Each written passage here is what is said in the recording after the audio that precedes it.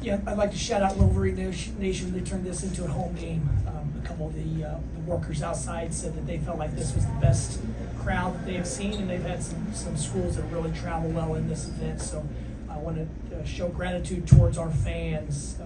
They did give us extra energy. Tonight was a little bit choppy, like it has been at times all year. And I feel personally like, and the staff feels the same way, that we're learning a lot about ourselves through these experiences. And until you've been in these battles with guys, you don't really know how they're going to respond to certain things. But I do think we tightened up defensively the last 15 minutes.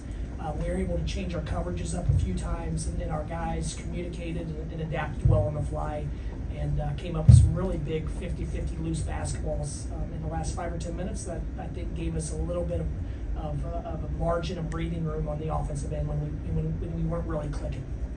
James, you want to start us off? Yeah, going back to what Roddy said about after that Wake Forest game and mentioned and stuff about South, like I said, have you seen a change of mentality with this team ever since? And is that something like Roddy's been dragging home? Or is that just something that look, we shoot a lot of threes. We play in space. We err on playing with freedom and confidence. And sometimes with that, you want the game to loosen up and be a certain way. And when teams don't allow it to be that way, you've got to meet the challenge with physicality, with aggression on the glass. And I thought our guys did that. Yes, there have been people that have implied that we're not the toughest team. And one of our sayings in-house is the only difference in criticism and feedback are how it's received, if that's how people feel.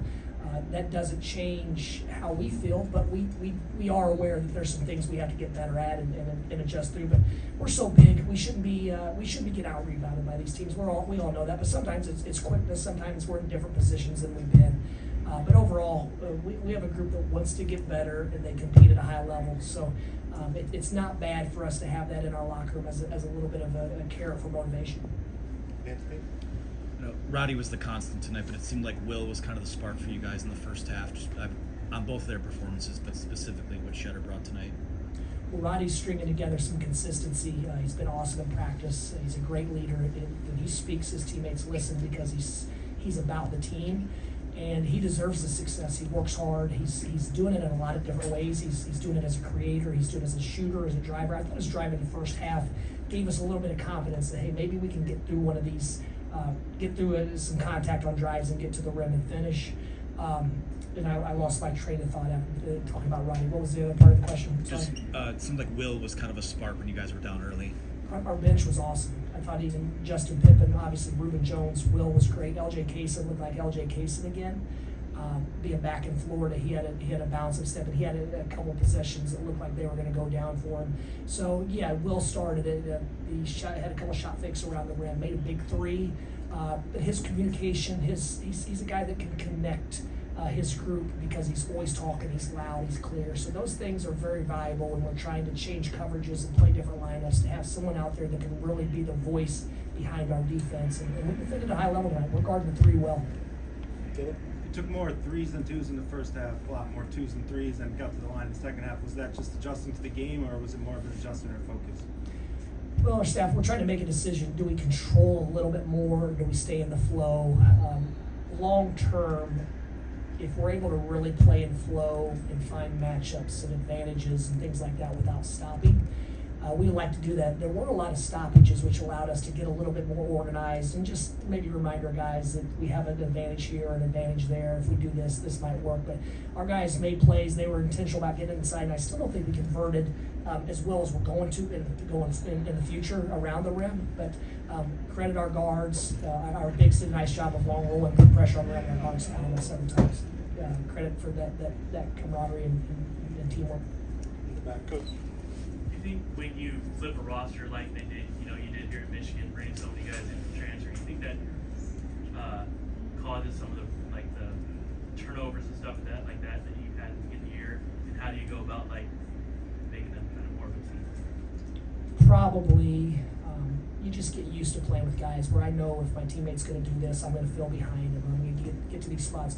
We're still not reacting and responding as well as we need to penetration, getting into the passing lanes where the ball can see and things like that. But the crazy thing about our turnovers, they've been a little bit of everything, and I've done a deep dive, and we haven't turned it over much in transition. We've been pretty good in the open court, pretty sure in the half court. It's just been a variety of things. So it's not as if we do feel like we've cleaned up a few things as far as meeting our passes, hand targets, and then it's just like the dam. You plug a hole and another one kind of pops out. So we'll keep working at it. We're not gonna stress over one particular area. We're gonna keep stressing.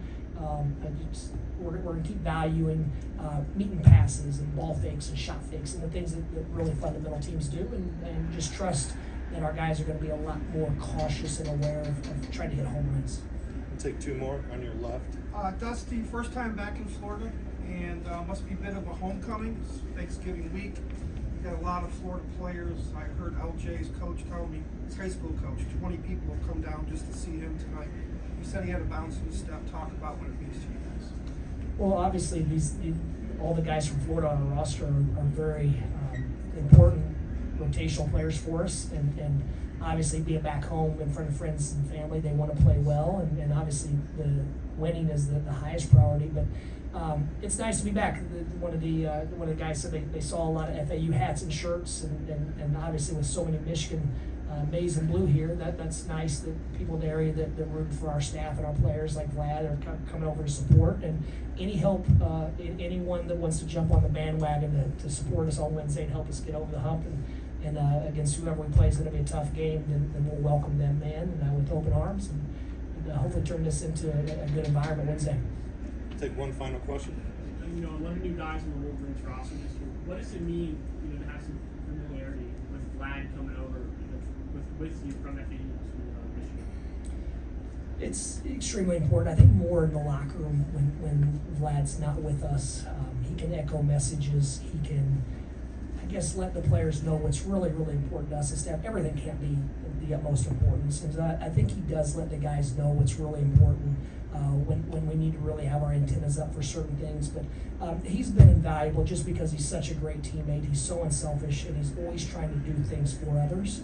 And those behaviors are contagious. So we're very, very grateful he came up north with us. Being from Russia, he's used to the cold winter. So he always talked about how he missed it. And then yesterday we landed, or 2 days ago we landed, and he said, "Man, I didn't realize how much I would enjoy this." But and so it's been a nice homecoming for him as well. There are a lot of people in South Florida that he has a relationship with that are cheering for him as well.